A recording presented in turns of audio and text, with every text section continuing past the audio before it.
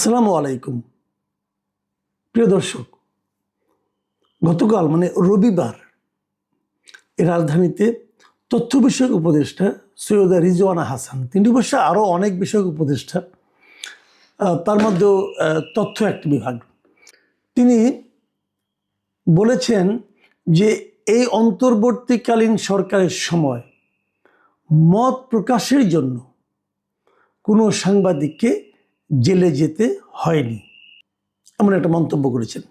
এবং এই মন্তব্যটা নিয়ে কালকে আমি দেখেছি অনেকেই অনলাইনে প্রতিক্রিয়া ব্যক্ত করেছেন, অনেকেই, এবং নানা ধরনের কথাবার্তা বলেছেন।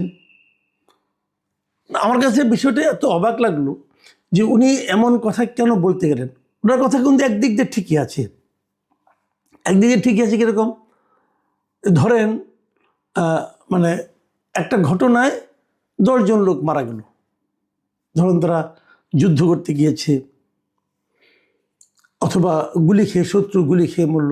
এখন আপনি বললেন যে এই 10 জন লোক এই সময়ে এই যুদ্ধে চোখে গুলি খেয়ে কেউ মারা যায়নি, সবাই মারা গেছেন, হয়তো কেউ বুকে গুলি লেগেছে, কেউ মাথায় গুলি লেগেছে, চোখে কারো গুলি লাগে নাই। এটা কিন্তু ব্যাকরণগতভাবে সম্পূর্ণ সঠিক কথা, চোখে তো কেউ গুলি খেয়ে মারা যায়নি। তো উনি বলছেন যে মত প্রকাশের জন্য কোনো সাংবাদিককে জেলে যেতে হয়নি। মত প্রকাশের জন্য তাকে হয়রানি করা হতে পারে, মত প্রকাশের জন্য তার উপর মব লেলিয়ে দেওয়া হতে পারে, মত প্রকাশের জন্য তাকে মারপিট করে ঠ্যাং ভেঙে দেওয়া যেতে পারে, কিন্তু মত প্রকাশের জন্য কেউ জেলে যায় নাই। এটা কিন্তু একদিকে ঠিক আছে।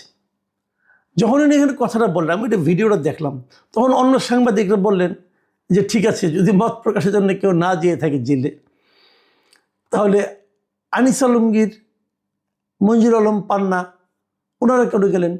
ওনারা তো সাংবাদিক, ওনারা কি সাংবাদিক না? ওনারা তো সাংবাদিক। আরও আছে, কিন্তু তালিকা আরও অনেক বড়, ওই লাইনে আমি পরে যাচ্ছি। ওখানে যে প্রশ্নগুলি হয়েছে সেই আলোচনাটা, তখন উনি বললেন যে না, ওনাদের হয়তো অন্য কোনো কারণে নেওয়া হয়েছে। ওই যে আমি বললাম না যে মারা গেছে কিন্তু চোখে গুলি খেয়ে কেউ মারা যায় নাই, উনি ওই লাইনে তখন চলে গেছেন যে ওনাদের হয়তো অন্য কোনো কারণে নেওয়া হয়েছে। ওকে ফাইন, অন্য কোনো কারণে। তো সে কারণটা কি? ওকে সেটা বলা যাবে না, সে রাষ্ট্রের কাছে অনেক তথ্য আছে, সেগুলি রাষ্ট্র তো সব তথ্য প্রকাশ করে না, অন্য কোনো কারণ। তো কারণটা কী রে ভাই, বলেন না, কারণটা কি? উনি সেই কারণটা আবার বলবেন না, সব কারণ নাকি বলা যায় না। তাহলে বলেন গোপন কারণ কি? কারণ সেটা যে কারণ বলা যায় না, সেটাই হলো একটা সন্দেহজনক ব্যাপার। এবং ওইটা হলো কি, যখন আপনার কোনো প্রশ্ন থাকে না, প্রশ্নের যখন কোনো উত্তর থাকে না, তখন কিন্তু আপনি বলবেন না, এর উত্তর আমি দেব না। আসলে বেসিক্যালি আপনার কাছে কোনো উত্তরই নেই। এই প্রশ্নটা আপনার কমন পড়ে না। আপনি যে সমস্ত প্রশ্নের উত্তর দেবেন বলে ঠিক করে এসেছেন, তার মধ্যে এই প্রশ্নটা ছিল না। আপনার প্রশ্ন কমন পড়ে নাই, এই জন্য আপনি এই সমস্ত তাইরে নাইরে করছেন। রিজওয়ানা হাসান যে তথ্যগুলি দিয়েছেন, এগুলো একদম উনি যে কথাটা বলেছেন, উনি একেবারে ভিত্তিহীন আজগুবি একটা কথা বলেছেন। এ ধরনের কথা আমরা হাসিনা সরকারের আমলে ওনার যারা তথ্যমন্ত্রী ছিলেন বিভিন্ন সময়ে, তাদের মুখে প্রায় শুনতাম। এটা নতুন কিছু না আমাদের কাছে।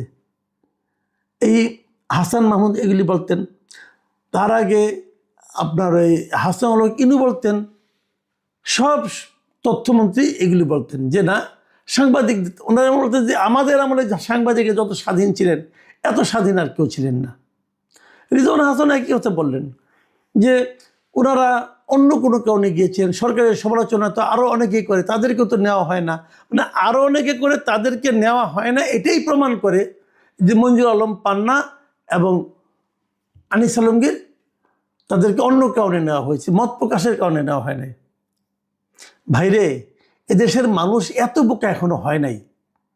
তারা এটুকু বুঝে যে আনিস আলমগীর যদি টকশো না করতেন, আনিস আলমগীর যদি সরকারের তীব্র ভাষায় সমালোচনা না করতেন, তাহলে অন্য কারণগুলি ঘটতো না। মঞ্জুর আলম পান্না কি করেছিলেন? আমি তো এই দুটো মামলার এফআইআর দেখেছি। রিজওয়ানা হাসান দেখেছেন? আপনি তো উকিল মানুষ, দেখেছেন ভাই, একটু দেখেন না, একটু পড়েন। এফআইআরে অন্য কি কারণের কথা বলা হয়েছে পড়েন না। তাদেরকে সন্ত্রাসী, সন্ত্রাস দমন আইনে গ্রেপ্তার করা হয়েছে। তো সন্ত্রাসের কী কাজটা তারা করেছেন? পান্নার ঘটনা তো আমি জানি। পান্না একটা অনুষ্ঠানে গিয়েছিলেন, সে অনুষ্ঠান মুক্তিযোদ্ধাদের একটা অনুষ্ঠান, সেখানে সংবিধান নিয়ে আলোচনা হবে এরকম একটা কথা ছিল। সে আলোচনায় পান্না গিয়েছিলেন দর্শক হিসাবে, অথবা হয়তো গোল টেবিল ছিল, হয়তো কিছু কথা হয়তো বলতেন অথবা বলতেন না, সেটা তো আমরা আগেই বলতে পারবো না। উনি ওই অনুষ্ঠানে উপস্থিত ছিলেন। সেখানে যে একদল শিবিরের কর্মকর্তা, শিবির টাইপের অথবা মব সৃষ্টিকারীরা, তারা যে মব করেছে, মব করার পর পুলিশ গিয়েছে এই মবকারীদের থামাতে অথবা ওইখানে যারা উপস্থিত ছিল তাদেরকে উদ্ধার করতে, রক্ষা করার নামে তাদেরকে থানায় নিয়ে এসেছে। থানায় নিয়ে এসে 12 ঘন্টার বেশি বসিয়ে রেখেছে। বসিয়ে রাখার পর মধ্যরাতে উপরের থেকে ফোন এসেছে তাদের বিরুদ্ধে মামলা করতে হবে, এবং তখন তাদের বিরুদ্ধে মামলা করা হয়েছে। তো বিষয়টা কী দেওয়া হলো? যদি তারা সন্ত্রাসী কর্মকাণ্ড করতো তাহলে তো আগেই তাদের বিরুদ্ধে মামলা হতো। যারা সন্ত্রাসী কর্মকাণ্ড করলো তাদের কিছু হলো না, যাদের উপর অ্যাটাক করলো তাদেরকে আপনি সন্ত্রাস বিরোধী মামলায় দিলেন, এবং পরে কি বললেন যে এরা নাকি এদেরকে মত প্রকাশের জন্য মানে এই বাধা দেওয়ার জন্য তাদেরকে জেলে দেওয়া হয় না। পান্নাকে জেল খাটিয়েছেন, 3 মাস মতো জেল খেটেছে সে, জেল খেটে এখন জামিনে আছে। এরপর আনিস আলমগীরকে নিয়ে গেলেন। আনিস আলমগীরকে কেন নিয়েছেন? এটিকে দেশের মানুষ বুঝে না, সব আপনারা বুঝেন, এবং আপনি এমন বুঝেন যে ওই কারণটা আপনি বলতেও পারতেছেন না। সাংবাদিক নির্যাতন এই সরকারের আমলে, আগের সরকারের আমলে যেমন ছিল তার চেয়ে তেমন কিছুই কমেনি, আগের মতোই চলেছে। আপনাদের আচরণ আগের সরকারের মতোই ছিল, হয়তো একটু ঘুরিয়ে করেছেন। আগে যেমন আইসিটি মামলা তাকে ঢুকে দেওয়া হতো, এখন আপনার ওদিকে যান নাই, আপনারা একটু ঘুরিয়ে করেছেন। তার বিরুদ্ধে মামলা করেছেন, অন্য মামলা, দুদকের মামলা করতেছেন, তার বিরুদ্ধে সন্ত্রাস দমন আইনের মামলা করতেছেন, কিন্তু মুখে যখন বলছে না তাকে তো মত প্রকাশের জন্য নেওয়া হয়নি, তাকে তো ওই মামলায় নেওয়া হয়েছে। আশোকের আইন ও সালিশ কেন্দ্রের একটা হিসাব আমরা পেয়েছি, গত বছরের 25শে ডিসেম্বরে ওনারা দিয়েছিলেন, এবং সেখানে বলা হয়েছে যে 2025 সালে 381 জন সাংবাদিক নির্যাতনের শিকার হয়েছেন। 381 জন। এটা কিন্তু আগের বছরগুলোর তুলনায় তেমন কিছু কম নয়। যেমন একটা উদাহরণ দিয়ে বলি, 2022 সালের সাংবাদিক আশোকেরই দেওয়া তথ্য, ওদেরই তথ্য, আইন ও সালিশ কেন্দ্রের তথ্য, 2022 সালের সাংবাদিক নির্যাতনের ঘটনা ছিল 226টা। 2023 সালে ওই বছর নির্বাচনের ঘটনা ছিল, এই কারণে সেটা বেড়ে দাঁড়িয়েছিল 292টিতে। 2024 সালে যখন রাজনৈতিক পট পরিবর্তন হলো, অগাস্ট বিপ্লব হলো, অগাস্টের গণ আন্দোলন হলো, সেই বছরটা রেকর্ড পরিমাণে পৌঁছেছিল 531টা, এবং 2025 সালে সেটা 381টা। ভাবুন, 381টা হয়েছে কখন? এই অন্তর্বর্তীকালীন সরকারের যখন ছিল পুরো সময়টা, সেই সময়, যেটা নাকি 2023 অথবা 2022-এর চেয়ে বেশি। তাহলে সাংবাদিক নির্যাতন হলো না? এখন কেবল জেলে নিলেই নির্যাতন, আর কোনো নির্যাতন নয়। এই লেখাটা পড়ার পর, ওনার এই মন্তব্য নিয়ে যে রিপোর্টটা পড়ার পর আমি দেখছিলাম, আমি তো যেহেতু পান্না এবং আনিস আলমগীর দুজনের সঙ্গে আমার খুব ভালো সম্পর্ক ছিল, দুজনের সঙ্গে আমার নিয়মিত যোগাযোগ হতো, তো পান্নার সঙ্গে এই ব্যাপারে কথা বলার আমার আগ্রহ হলো। পরে দেখলাম যে পান্না তার ফেসবুকে একটা স্ট্যাটাস দিয়েছেন, এবং সেই স্ট্যাটাসটা কি, সেই স্ট্যাটাসটা আপনাদেরকে আমি একটুখানি পড়ে শোনাতে চাই, কারণ পান্না নিজেও তো ভুক্তভোগী। পান্না লিখেছেন যে তথ্য উপদেষ্টা রিজওয়ানা হাসান বলেছেন, অন্তর্বর্তী সরকারের সময় মত প্রকাশের জন্য কোনো সাংবাদিককে জেলে যেতে হয়নি। সাংবাদিক আনিস আলমগীর ও মঞ্জুর আলম পান্নাকে মত প্রকাশের জন্য জেলে যেতে হয় নাই। রাষ্ট্রযন্ত্রের কাছে নিশ্চয়ই ভিন্ন কোনো তথ্য ছিল, সব তথ্য সবসময় প্রকাশ করা যায় না।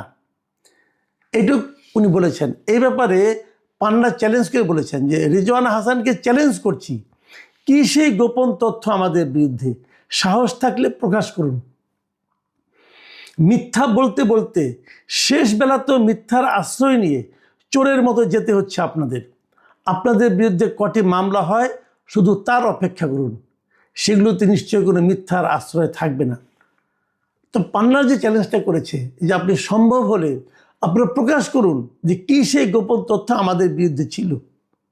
বলতে পারেনি রাষ্ট্র এখনো, সরকার এখনো সেরকম কোনো রকম তথ্যের কথা প্রকাশ করতে পারেনি।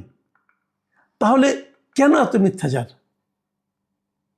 আমি তো বলবো সৈয়দ রিজওয়ানা হাসান মানে চেয়ারে বসে যেটা হয় আর কি, উনি চেয়ার থেকে নেমে গেলে উনি আবার দেখবেন যে পরবর্তী সরকারের বিরুদ্ধে বিপ্লবী সব কথাবার্তা বলবেন। চেয়ারে বসেছেন, হাসান মাহমুদ হয়ে গেছেন। হাসান মাহমুদকে জিজ্ঞাসা করেন, সে কিন্তু এখন বিপ্লবী আলাপ করবে যে এই সরকার আমাদের আমলে এত ভালো ছিল, এই সরকার আমলে এরকম খারাপ হচ্ছে। আবার যখন নতুন সরকার আসবে তখন রিজওয়ানা হাসান বাইরে থাকবেন, দেখবেন বড় বড় বিপিজে তার নাম, সে বলবে যে সাংবাদিক নির্যাতন হচ্ছে, কণ্ঠস্বর রুদ্ধ করা হচ্ছে, এগুলি বলবে। আবার যখন উনি ক্ষমতা থাকবেন তখন উনি ওই গল্প দিবে যে জেলে গিয়েছে, যদি বলেন জেলে যাবে বলবে কি হ্যাঁ জেলে গিয়েছে, তবে এই আপনার এই যশোর জেলে যায়নি, অথবা অন্য কোনো জেলে যায়নি, কাশিমপুরে গিয়েছে কিন্তু অন্য জায়গায় যায়নি, এগুলি বলবেন। দেখেন ঢাকার বাইরে কত কি হয়েছে অত কাহিনী বলি না, আমি খালি ছোট ছোট কয়েকটা ঘটনা বলে শেষ করি। এই উনাদের আমলে প্রথমবারের মতো স্বাধীন দেশে দৈনিক প্রথম আলো এবং ডেইলি স্টার পুড়িয়ে দেওয়া হয়েছে, জ্বালিয়ে দেওয়া হয়েছে ওনাদের আমলে। কয়েকদিন আগে, এই তো গত 1-2 সপ্তাহ আগের কথা, টাইমস এক নামে একটা অনলাইন পত্রিকা আছে, তার পুরো টিমকে উঠিয়ে নিয়ে যাওয়া হয়েছে। কোনো বিচার হয়েছে? হয়নি। ওনাদের আমলে বিভিন্ন ইলেকট্রনিক মিডিয়ায় জোর করে সাংবাদিকদেরকে চাকরিচ্যুত করা হয়েছে। 3টা পত্রিকাতে একদিনে একটা রিপোর্ট, মানে একটা সংস্কৃতি মন্ত্রণালয়ের একটা রিপোর্টের ব্যাপারে প্রশ্ন করাতে খালি তাদের 3টা পত্রিকা 3 জন সাংবাদিককে প্রেশার দিয়ে চাকরিচ্যুত করা হয়েছে। ওনাদের আমলে বিভিন্ন পত্রিকার শীর্ষ পদগুলিতে মালিককে চাপ দিয়ে সম্পাদক পদে মানে একদম ঢালাওভাবে পাইকারি হারে পরিবর্তন করা হয়েছে, পত্রিকা দখল করা হয়েছে। দৈনিক জনকণ্ঠ ওনাদের আমলে জবরদখল করা হয়েছে। এই এনসিপির নেতারা যে জবরদখল করছে তারা এখন বিরাট সাংবাদিক হয়ে গেছে।